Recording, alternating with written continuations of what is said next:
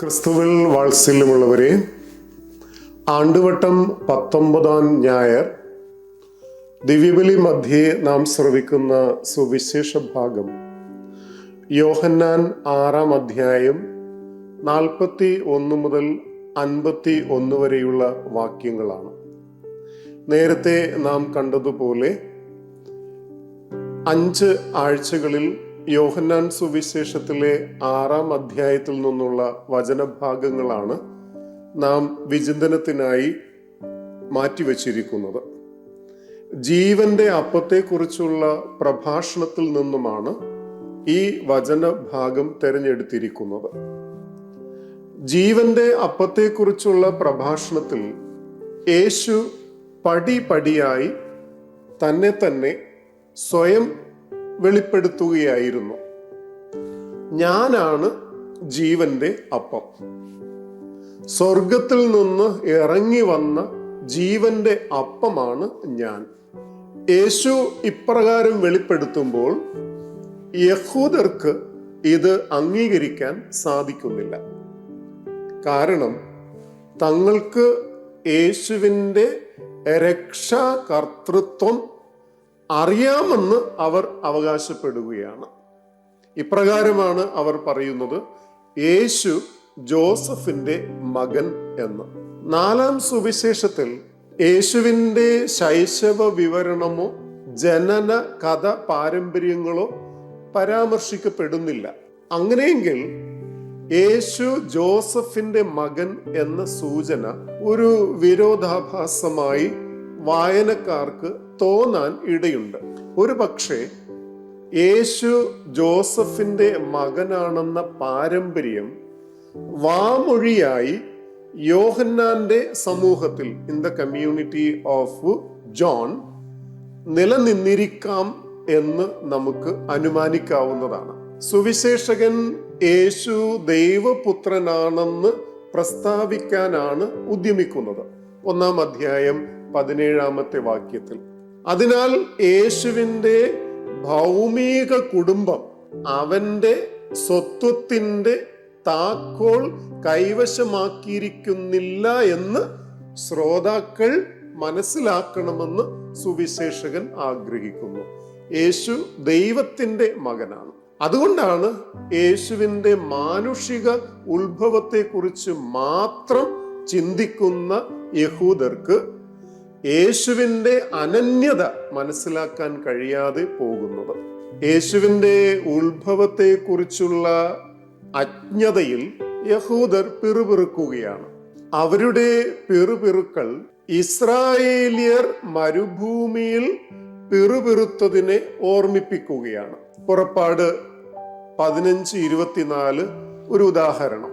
6-ാം അധ്യായത്തിലെ പുറപ്പാട് സംഭവ പ്രതീകത്തിന്റെ മറ്റൊരു ഉദാഹരണമാണ് ഈ പിറുപിറുക്കൽ. യഹൂദരുടെ പിറുപിറുക്കലിന്റെ വിഷയം യേശു നേരിട്ട് അഭിസംബോധന ചെയ്യുന്നില്ല.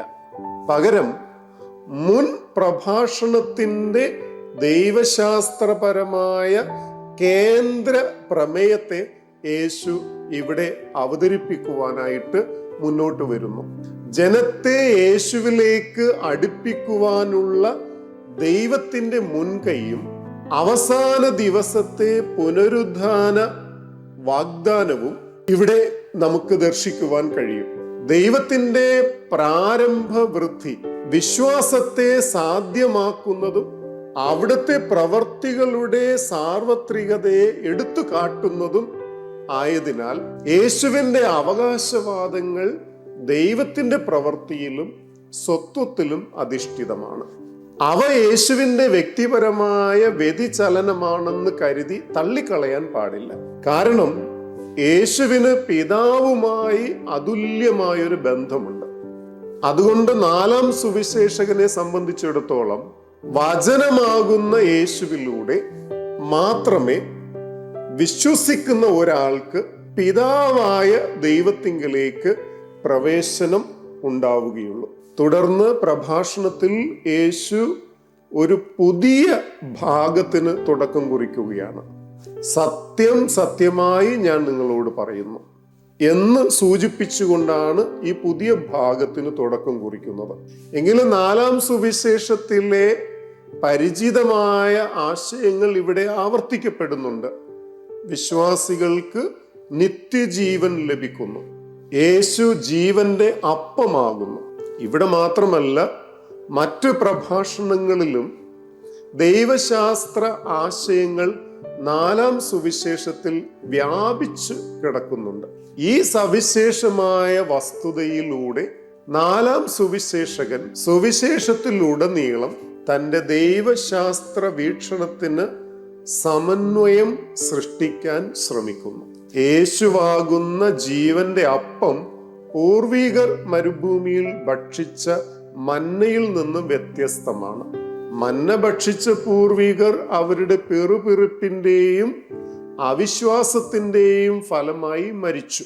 സംഖ്യാപുസ്തകം 14-ാം അധ്യായം 21 മുതൽ 23 വരെ വാക്യങ്ങൾ ഉദാഹരണം. എന്നാൽ ജീവന്റെ അപ്പം ഭക്ഷിക്കുന്നവർ മരിക്കുകയില്ല, എന്നേക്കും ജീവിക്കും. മരുഭൂമിയിൽ പൂർവികർ ഭക്ഷിച്ച മന്ന ഇസ്രായേലിയരുടെ ഭക്ഷണത്തിനുള്ള അടിയന്തര ആവശ്യങ്ങൾ നിറവേറ്റി. പക്ഷേ ആത്യന്തിക മാനുഷിക ആവശ്യങ്ങൾ അത് നിറവേറ്റിയില്ല. അതുകൊണ്ട് പൂർവികർ മരിച്ചു. എന്നാൽ യേശു നൽകുന്ന സ്വർഗത്തിൽ നിന്നുള്ള അപ്പം മനുഷ്യന്റെ ആത്യന്തിക ആവശ്യം നിറവേറ്റുകയാണ്. സ്വർഗത്തിൽ നിന്നുള്ള യഥാർത്ഥ അപ്പം ഭക്ഷിക്കുന്നവർക്ക് നിത്യജീവന്റെ ദാനം ലഭിക്കുന്നു. അതുകൊണ്ട് യേശു പറയുന്നു, ഇത് ഭക്ഷിക്കുന്നവർ മരിക്കുകയില്ല. ഈ വാഗ്ദാനം ഒരിക്കലും വിശക്കുകയില്ല, ദാഹിക്കുകയുമില്ല എന്ന വാഗ്ദാനത്തിന്റെ സമാനമാണ്. പ്രിയമുള്ളവരെ, ഒരു ലൈഫ് ഇൻഷുറൻസ് പോളിസിയാണ് യേശു നമുക്ക് വാഗ്ദാനം ചെയ്യുന്നത്. നാം അർപ്പിക്കുന്ന പങ്കുചേരുന്ന ഈ ദിവ്യബലിയിലെ അപ്പത്തിലും വീഞ്ഞിലും യേശു നമുക്ക് നിത്യജീവന്റെ മാർഗമാണ് കാട്ടിത്തരുന്നത്. ഇന്ന് എന്ത് സംഭവിച്ചാലും നമ്മൾ ജീവിക്കുമെന്ന ഉറപ്പാണ് യേശുവിന്റെ വാഗ്ദാനത്തിലുള്ളത്. ഇതിനുള്ള ചെലവ് വളരെ ചെറുതാണ്. പങ്കുചേരൽ മാത്രം മതി. എന്നിട്ടും വളരെ കുറച്ചു പേർ മാത്രമേ ഈ ഇൻഷുറൻസ് പോളിസിയുടെ ഭാഗമാകുന്നുള്ളൂ. നമ്മുടെ വിശ്വാസത്തിൽ നിന്ന് നമുക്ക് വേർപിരിയാതിരിക്കാം. നമ്മുടെ ജീവിതത്തിൽ ദൈവത്തെക്കാൾ മറ്റാരെയാണ് നാം വിശ്വസിക്കേണ്ടത്? ദൈവം നമ്മെ സമൃദ്ധമായി അനുഗ്രഹിക്കട്ടെ.